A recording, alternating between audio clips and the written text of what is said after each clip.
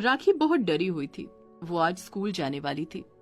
नए स्कूल में आज उसका पहला दिन था, लेकिन वो जाना नहीं चाहती थी। माँ, मुझे स्कूल नहीं जाना, मैं घर पर पढ़ाई कर लूंगी, राखी की माँ ने कहा। नहीं बेटी, घर पर ही पढ़ाई हो जाती तो अलग से स्कूल क्यों बनाना पड़ता? पढ़ाई तो स्कूल में ही होती है। लेकिन माँ, मेरी मूंछ है। ऐसे ही यहाँ मेरी उम्र के बाकी बच्चे मेरा मजाक उड़ाते हैं। पिछले स्कूल में भी सभी मेरा मजाक उड़ाते थे। मजाक उड़ाते हैं तो क्या हो गया बेटी, पढ़ाई करके अच्छा रिजल्ट लाकर उन्हें जवाब दे दो। लेकिन माँ, लेकिन वेकिन कुछ नहीं बेटी, तुम स्कूल जाओगी बस। राखी की माँ कुछ सुनना नहीं चाहती थी, लेकिन स्कूल में सबके सामने तो राखी को ही जाना पड़ता था। राखी बचपन में बाकी बच्चियों की तरह ही थी, लेकिन 7वीं कक्षा के बाद जब लड़कों को धीरे धीरे मूछें आनी शुरू हुई, तब राखी को भी मूछें आने लगी। आईने में पहली बार अपनी मूछ देखकर राखी बहुत डर गई थी। अरे ये क्या, मेरी मूछ कहाँ से आ गई? तब राखी की माँ ने कहा था, चिंता मत कर बेटी, कुछ कुछ लड़कियों को थोड़ी थोड़ी मूछ आती है, इसे शेव कर ले। लेकिन शेव करने के 2 दिन बाद राखी को और ज्यादा मूछ आ गई, और 1 साल के अंदर ही उसकी इतनी मूछ आई जितनी एक जवान मर्द को भी ना आती हो, और स्कूल में बच्चे उसका मजाक उड़ाने लगे। इसीलिए राखी ने वो स्कूल छोड़ दिया, लेकिन उसकी माँ ने उसे दूसरे स्कूल में भर्ती करा दिया। राखी डर डर कर क्लास के अंदर घुसी। उसे देखकर बाकी बच्चे चौंक गए। अरे, ये लड़की है या लड़का? मुझे तो कुछ समझ में नहीं आ रहा है। ये तो लड़की ही है भाई, मूंछों वाली लड़की। इसी तरह पूरी क्लास में हल्ला मच गया। जो बच्चे खुल्लम खुल्ला मजाक नहीं उड़ा रहे थे, वो अपने हाथों से चेहरा छुपाकर जरूर हंस रहे थे। राखी को बहुत बुरा लग रहा था, उसे रोना आ रहा था। मैं इसीलिए स्कूल नहीं आना चाहती थी, मुझे पता था कि सब लोग मेरी मूंछों का मजाक उड़ाएंगे।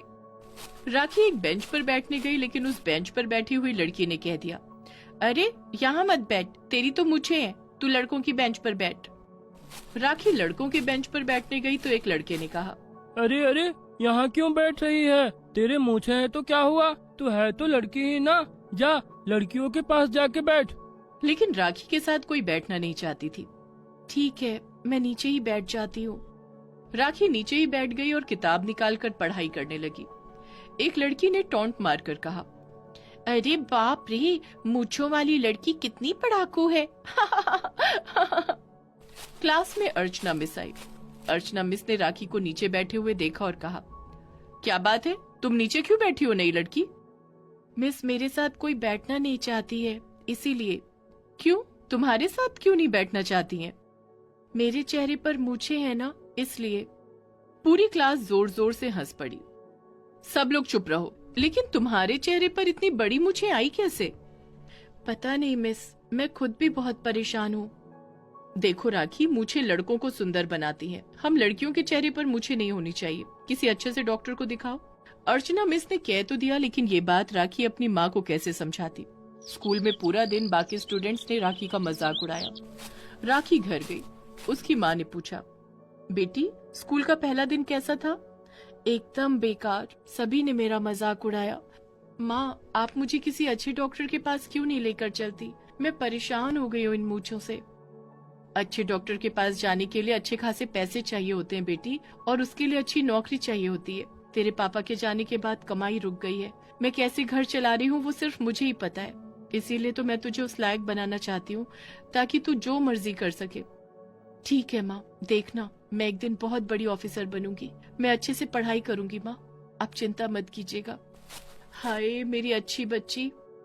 राखी ने पढ़ाई लिखाई में मन लगाया। मूंछों की वजह से उसका कोई दोस्त नहीं था। जो भी पुराने दोस्त थे उन्होंने राखी से नाता तोड़ दिया था, और नए दोस्त बन नहीं रहे थे। इसीलिए पढ़ाई के अलावा राखी के पास कुछ करने के लिए भी नहीं था। इसीलिए वो पढ़ती रही, और स्कूल में पहली क्लास टेस्ट में राखी फर्स्ट आई। ये देखकर सभी हैरान रह गए। अरे वाह, जिस लड़की को मूंछों की वजह से इतनी परेशानी झेलनी पड़ती है, वो लड़की क्लास में फर्स्ट आ गई। ये तो बहुत अच्छी बात है, ये लड़की स्कूल का नाम रोशन करेगी। लेकिन बाकी बच्चे अब और ज्यादा मजाक उड़ाने लगे। उन्हें ये बात हजम ही नहीं हो रही थी कि एक नई लड़की, वो भी मूंछों वाली, स्कूल में आकर एकदम से फर्स्ट आ गई थी। अरे राखी, चाहे तू कितने भी फर्स्ट आ जाए, रहेगी तो तू मूंछों वाली ही ना। अब धीरे धीरे राखी में कॉन्फिडेंस आ रहा था। उसने कह दिया, हाँ तो क्या हो गया? तू तो लड़का है, फिर भी तेरे पास मूछ नहीं है, इसीलिए जलन हो रही है क्या? ये सुनकर वो लड़का चुप हो गया।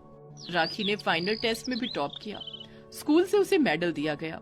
इसी तरह सभी के ताने सुनते हुए राखी ने स्कूल के बाकी साल गुजार लिए। वो जवान हो गई और कॉलेज में भर्ती हो गई, और कॉलेज में भी उसके साथ वही होने लगा। एक जवान लड़की के चेहरे पर मूछ, ये किसी को हजम नहीं हो रहा था।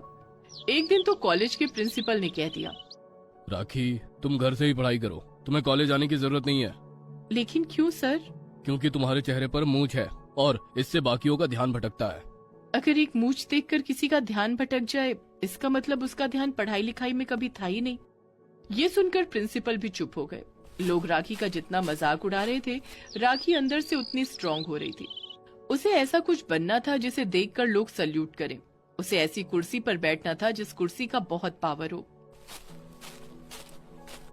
माँ, मुझे बहुत बड़ा ऑफिसर बनना है। मुझे जिंदगी में कभी भी किसी से रिस्पेक्ट नहीं मिला। सभी ने बस मेरा मजाक उड़ाया है। मैं ऐसी कुर्सी पर बैठना चाहती हूँ कि कोई मेरा मजाक उड़ाने से पहले 100 बार सोचे। तो फिर आईएएस बन जा बेटी। आईएएस? लेकिन वो तो बहुत कठिन होता है माँ।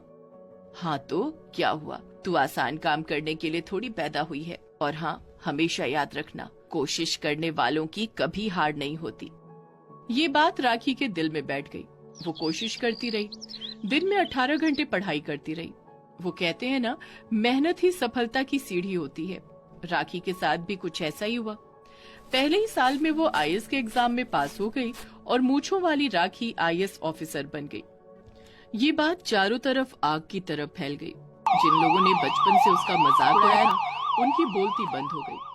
पहले ही महीने में लाखों रुपए सैलरी आ गई और राखी अच्छे डॉक्टर के पास चली गई। डॉक्टर ने कहा, देखिए, चिंता करने की कोई बात नहीं है। कुछ लड़कियों में टेस्टोस्टेरोन हार्मोन की मात्रा थोड़ी ज्यादा होती है, इसलिए दाढ़ी मूंछ निकल जाती है। बस छोटा सा प्रोसीजर है, लेकिन 1 लाख रुपए का खर्चा आएगा। पैसों की कोई चिंता नहीं है, आप प्रोसीजर शुरू कीजिए। 1 महीने के अंदर राखी की मूंछ हट गई और वो खूबसूरत लड़की बन गई। बचपन से मेहनत करने के बाद आज सफलता उसके कदमों पर आ गई और वो अपनी माँ के साथ खुशी खुशी रहने लगी। बहुत दिनों पहले गरीब गांव नाम का एक गांव हुआ करता था। उस गांव में सारे गरीब लोग ही रहा करते थे। गरीबी तो उन लोगों की नस नस में बहती थी। वो सब पुरखों से गरीब थे। गांव के ज्यादातर लोग खेती बाड़ी करते थे और उसी से उन लोगों का घर चलता था। कुछ लोग मजदूरी भी करते थे। आसपास के गांव वाले गरीब गांव के लोगों को बहुत नीच नजर से देखते थे। कभी किसी को कोई काम के लिए गरीब गांव आना भी पड़ता था तो वो झिझकते थे। अरे बाबुआ, कहाँ जा रहा है सुबह सुबह? गरीब गांव जा रहा हूँ चाचा। ठीक ठीक ठीक ठीक ठीक, सुबह सुबह उस मनहूस जगह पे क्यों जा रहा है?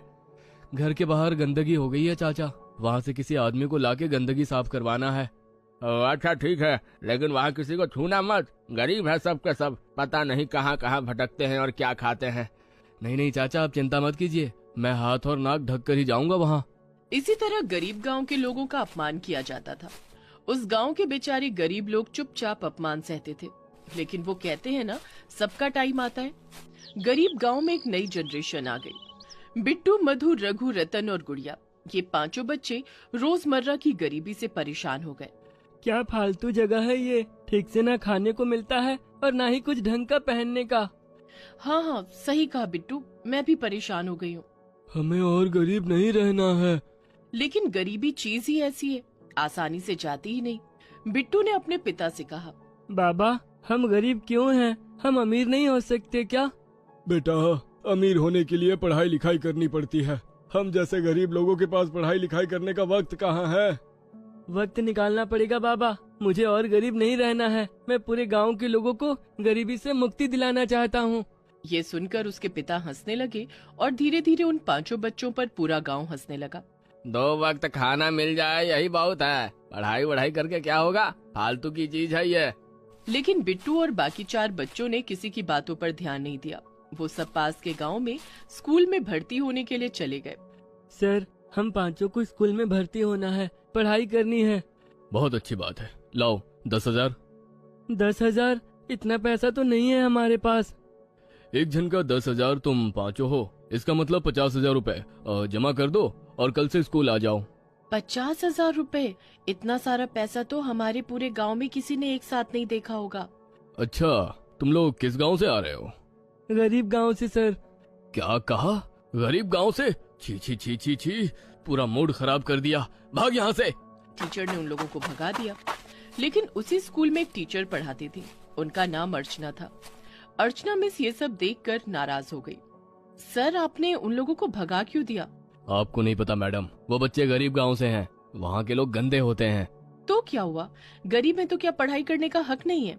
आप यहाँ नहीं हो ना, इसलिए आपको पता नहीं है। हम इन लोगों के मुंह नहीं लगते हैं। लेकिन मैं वैसी नहीं हूँ, मैं गरीबों को पढ़ाना चाहती हूँ। मैं ये नौकरी छोड़ रही हूँ।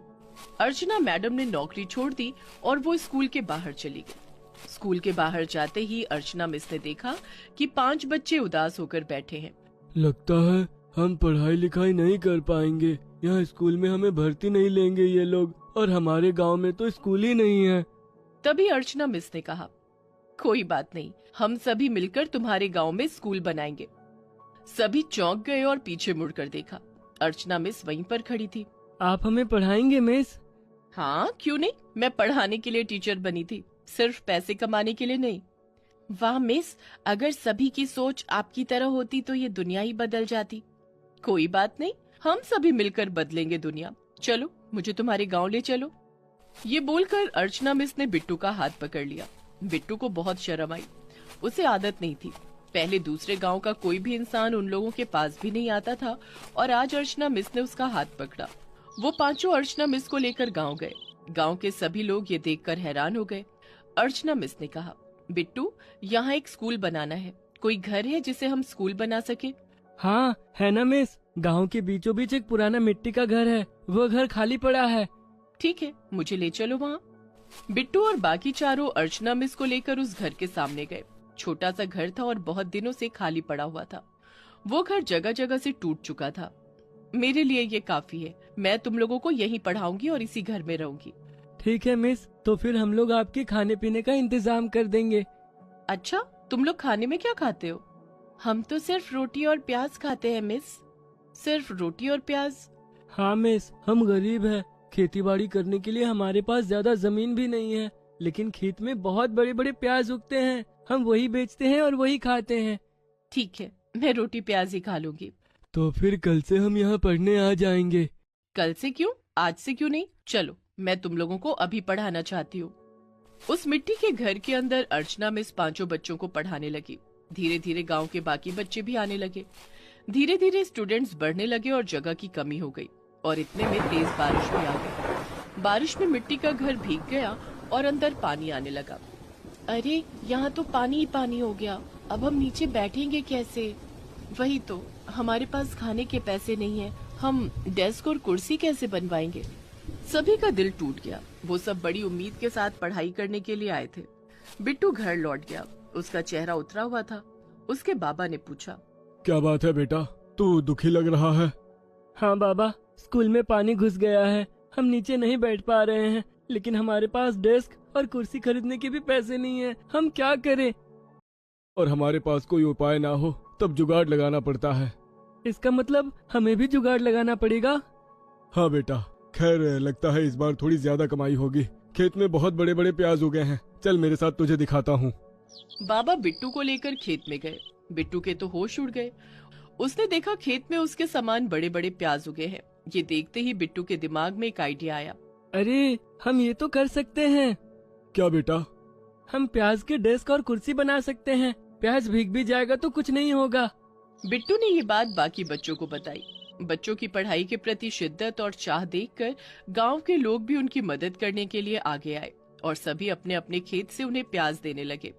और बच्चों ने प्याज से डेस्क और कुर्सी बना लिया और उन्हीं पर बैठकर पढ़ाई करने लगे। और कुछ ही दिनों में वो स्कूल प्याज के स्कूल के नाम से फेमस हो गया। मंत्री जी के पास ये खबर पहुंच गई। क्या, प्याज का स्कूल? गरीब गांव के बच्चे प्याज के स्कूल में पढ़ रहे हैं, लेकिन उससे मुझे क्या? अरे सर, जरा सोचो, वहाँ कितने सारे वोटर हैं, उनकी मदद करोगे तो उनका वोट आपको ही मिलेगा। हाँ, ये तूने अकलमंदी की बात की है सुरेश, चल उनकी मदद करते हैं। मंत्री जी अगले दिन गांव में चले आए। ये पहले कभी नहीं हुआ था। सभी बहुत खुश हुए। मंत्री जी प्याज का स्कूल देखकर बहुत प्रभावित हुए और बच्चों का टेस्ट लेने के बारे में सोचा। उन्होंने तुरंत उनका टेस्ट लिया और सारे बच्चे पास हो गए। वाह बच्चों, मैं बहुत खुश हूँ तुम लोगों से। बहुत बढ़िया। आज तक गरीब गांव के लोगों को सभी छोटी नजर से देखते थे, लेकिन आज ऐसा नहीं होगा। मैं फंड दूंगा इस स्कूल को। बच्चे पढ़ेंगे तभी इन्हें नौकरी मिलेगी और ये सब गरीबी से मुक्त होंगे। हाँ। मंत्री जी के आशीर्वाद से प्याज स्कूल कुछ ही दिनों में बहुत बड़ा स्कूल में बदल गया और वहाँ अच्छे टीचर आने लगे। अर्चना मिस उस स्कूल की प्रिंसिपल मैडम बन गई और उस स्कूल से निकलकर सभी बच्चे अच्छे कॉलेज में आए और उसके बाद सभी को अच्छी खासी नौकरी मिली। धीरे धीरे गरीब गांव के सब लोग अमीर हो गए और गांव का नाम गरीब गांव से अमीर गांव हो गया और सभी खुशी